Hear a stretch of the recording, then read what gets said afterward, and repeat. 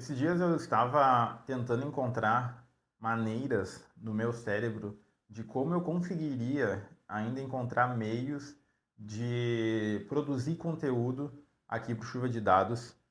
E uma das, um dos desejos que eu mais tinha era de fazer conteúdos que fossem mais baseados em vivências e não só trabalhar conceitos. Ou seja, eu queria falar mais sobre como as coisas impactam na minha vida e não só ficar falando de conceitos como se fosse um dicionário, assim como foi a série do Dicionário de Dados na segunda temporada. E pensando nisso, eu estava arquitetando um fluxo de como fazer um, um storytelling para vocês. Até fiz uma breve anotação. Talvez não vai dar para enxergar aqui, mas essa foi a maneira que eu consegui encontrar para cruzar conceitos, não só de dados, mas conceitos que a gente entende como, digamos assim, marketing, tomada de decisão, algo de gestão nossa, e como esse pensamento ele vem de uma maneira lógica, ele opera de uma maneira binária. Ele ainda é 0 ou 1, sim ou não. E a história que eu tenho para contar para vocês é... são dois pontos, duas vivências. Primeira vivência é falar sobre o vício em celular, vício em telas, redes sociais, e o sintoma que está na moda hoje em dia, chamam de FOMO, que é um termo em inglês para Fear of Missing Out, que é uma tradução livre, é medo de estar perdendo algo, que é nada mais, nada menos que essa situação de estou longe do meu celular, cara, será que não está acontecendo alguma coisa que tenha que me fazer dar essa vontade enorme de pegar o celular e ficar olhando a timeline, enfim, numa busca incessante. E a outra é falar para vocês de uma experiência que eu tive sentindo o FOMO e eu consegui, digamos assim, driblar isso sem o celular. Então vamos lá. Primeiramente a gente começa. Ah, e detalhe: onde aconteceu isso, aconteceu no jogo de futebol. Isso eu achei muito interessante, num momento que eu não esperava. E essa é a sacada. Bem, como eu já falei, eu montei aqui um esqueminha. A intenção não é mostrar exatamente o esquema, mas sim narrar ele. Então, começa assim. Tudo, o início de tudo, parte da nossa curiosidade em explorar. Isso vem desde quando a gente é criança, quando a gente tem vontade de perguntar tudo o porquê das coisas, de onde vem tudo. E a outra de, enfim, de colocar objeto na boca, comer terra, enfim, N coisas que a gente vai levando para a vida adulta, mas que ao longo do tempo esta curiosidade ela vai se dissipando. A curva dela não é crescente, não é linear, ela decai normalmente. Nós nos tornamos adultos cada vez menos curiosos. Mas como ela não decai um ponto 100% para nulo, ainda existe uma maneira que ela é explorada. E quem sabe explorar bem isso são os criadores de conteúdo ultraprocessado. Foi o que eu resumi aqui. Plataformas de conteúdo ultraprocessado. João Pedro, o que você está falando de ultraprocessado? Uh, Estou falando de coisas que elas já vêm prontas e não te nutrem 100%. Podem ser eles, dando nome aos bois, Reels, TikTok, isso falando de mídia. Assim como alimentação. Você sente fome, você comer um miojo, uma massa instantânea, ela vai saciar a tua fome naquele momento, mas, enfim, em breve você vai sentir fome. E caso você não sentir fome e ficar só se alimentando de miojo, você vai ficar desnutrido e seu organismo vai pro beleléu. E eu que tracei um paralelo, traçar um paralelo sobre o que é ultraprocessado e o que é o orgânico. Eu chamei o ultraprocessado de ultraprocessado e o orgânico de ambiente. Que é como a gente vai explorar a nossa curiosidade no ultraprocessado e como a gente explora a nossa curiosidade no ambiente. E traçando este paralelo, eu quero trazer o meu vício em telas, o que eu percebo que faz muito tempo já, que, que eu percebo que eu pego o celular, às vezes, para olhar as horas e simplesmente me desfoco. Me desfoco para um caminho que eu não queria ir inicialmente. E depois de tanto tempo passar por isso e tendo que fazer esse trabalho mental de não cair nesse ciclo vicioso, gastar muita energia para chegar nesse ponto, comecei a entender o porquê. Por que a gente cai nisso? E um dos primeiros motivos é por causa do tamanho. Eu tenho aqui meu celular antigo e meu celular atual que tô gravando aqui. E olha o tamanho disso. Olha o tamanho como se encaixa perfeitamente na minha mão.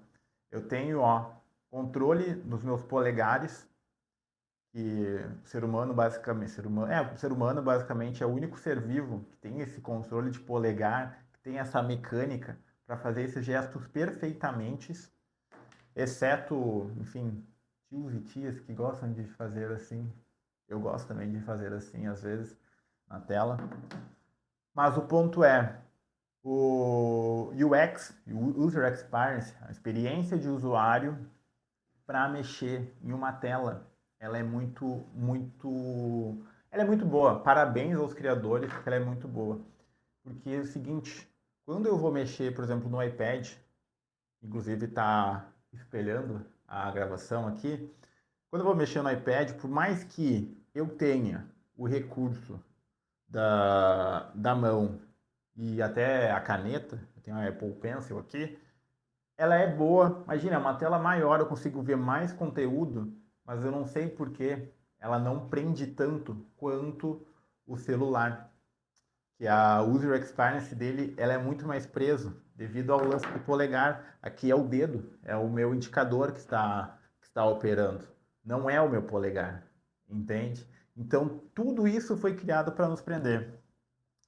E, dito isso, eu comecei a criar pequenos hacks que para mim funcionaram, que era utilizar mais o iPad e o desktop, que eu consigo, cara, eu vou começar meu dia, eu vou abrir as redes sociais, eu vou abrir um canal de notícia para olhar, mas mexendo no computador dessa forma, com as minhas mãos, ou com o meu polegar, ou com uma caneta, é muito mais hábil do que com o dedo. Dito isso, encerrado o assunto de user experience, porque é tão viciante ficar no celular, nas redes sociais pelo celular. É perfeitamente essa questão dos dedos. Não é à toa que muitos jogos populares fazem sentido com esse gesto aqui. Ó, Candy Crush, Temple Run, enfim, o Tinder tem essa coisa de deslizar. Enfim, ela é muito simples, é uma mecânica que ela explora um lado que a gente acha que está sendo consciente, mas passa muito tempo aqui sendo controlado. Passamos então à questão do ultraprocessado, como eles nos atacam. Agora vamos falar de FOMO, The Fear of Missing Out, que é a questão de como a gente sente essa sede, por mais que a gente entende, tá, tô longe do celular, quero diminuir meu tempo de tela, beleza, já sei que se eu mexer no computador, se eu mexer numa outra plataforma que não seja o celular, isso vai me pegar. E nem todo mundo tem isso também, nem todo mundo vai ter uma outra fonte além do celular para se informar, ou operar nas redes sociais. Mas enfim, como é que eu controlo a minha FOMO, senhor Chuva? Você consegue me dizer como eu controlo essa ansiedade, essa sensação que, tipo, pô, cara, faz 30 segundos que eu não mexo no meu celular, eu acho que eu preciso abrir o meu Twitter para olhar se a Choquei colocou uma notícia da Lady Gaga no Copacabana Palace. E, bem, falando sobre essa sensação de essa sede de conhecimento, essa sede de informação, eu digo outra coisa, que também ela baseia na curiosidade de explorar, ela vem com essa ânsia. Entretanto, existe um hackzinho aí, que é você pegar essa fome, essa ânsia de alguma coisa que está distante e levar para o ambiente. E o exemplo disso, de fazer essa transição do distante para o próximo, é que você consegue trabalhar os seus 5 sentidos no ambiente onde você está, você enriquece o ambiente, você se enriquece e cada vez menos vai decaindo a sede, a sua fome. Volta pro chimarrão.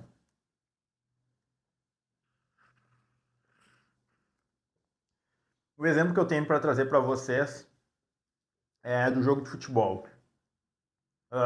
Terça-feira eu fui assistir um jogo de futebol, fui no estádio Beira-Rio, assisti o Internacional versus o grandíssimo time do Maracanã. Jogou muito bem, conseguiu segurar o Internacional sem fazer falta, sem jogar feio. Resultado 1-0 para o Inter. Um jogo feio para quem assistiu.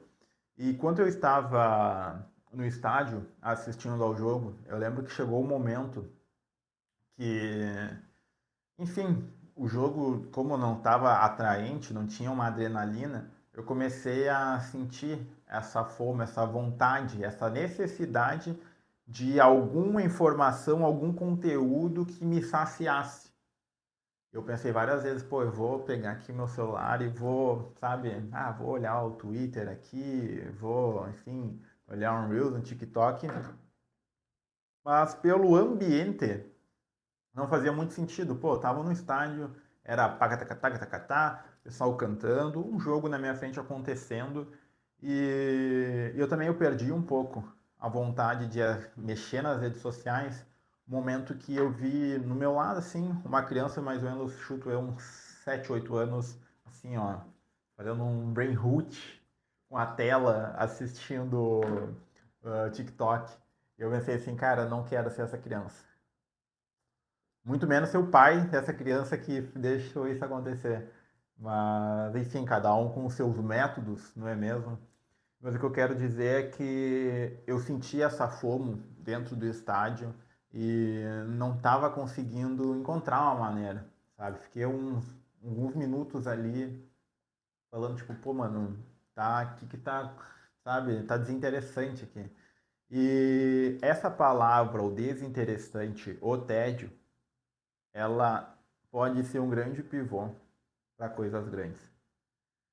E que a partir do momento que você sente tédio, você abre portas. Abre portas tanto para coisas boas quanto para coisas ruins. Enfim, estava eu assistindo o jogo. Eu me lembro que um momento assim eu vi que tinha uma pomba, enfim, um pássaro no meio do campo. E eu vi que o pássaro não se movia. Eu fiquei tipo, cara, o pássaro ele não se move, o jogo tá um tédio. Tão tedioso que o pássaro nem se move.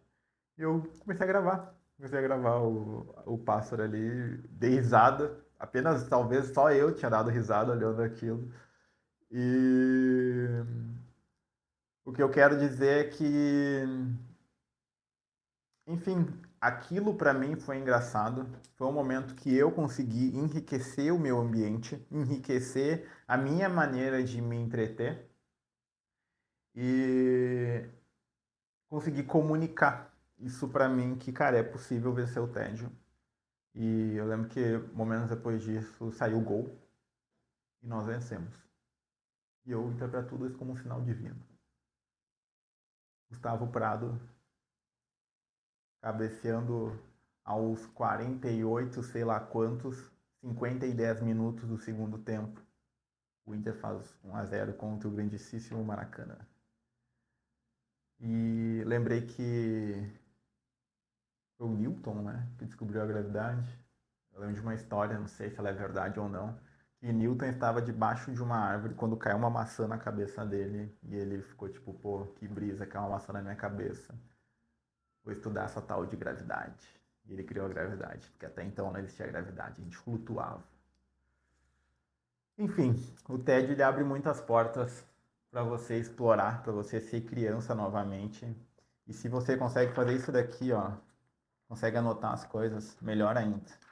E para não parecer que eu consegui fazer 15 minutos de conteúdo, saibam que eu passei por etapas para organizar isso. Vou mostrar para vocês.